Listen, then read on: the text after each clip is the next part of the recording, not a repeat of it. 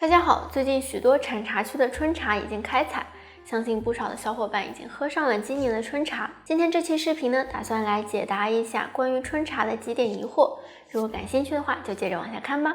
问题一：何为春茶？顾名思义，就是春天采摘制作的茶叶，也就是立春到立夏之间的茶叶。但海南的白沙绿茶和五指山早茶早在立春前就已经开采，这主要和当地的气候有关。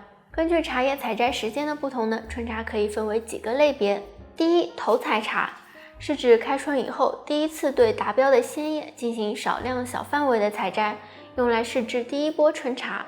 第二，头春茶是第一批大范围采摘的春茶，根据气候的不同，不同地方的头春茶采摘的时间也有所不同。对于国内的名优茶来说，头春茶代表着最高品质，往往是一年当中品质最佳的。第三，明前茶，这个大家应该比较熟悉，指的是清明之前一段时间采摘制作的茶叶。明前茶几乎是每年茶叶的热门，也有着明前茶贵如金的说法。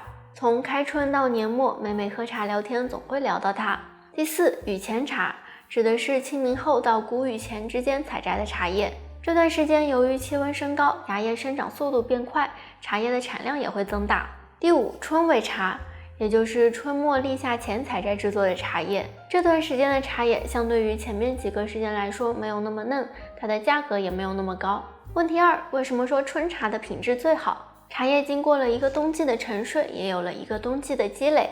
春天来了以后，气温回暖，芽叶萌发，这时候的芽叶更嫩，而且内含物质更加丰富，茶叶的鲜醇感更加突出。另外呢，冬季寒冷，很多害虫病菌无法存活，春茶无需喷洒农药，相对来说会更加安全健康，品质更好。问题三，春茶只做绿茶吗？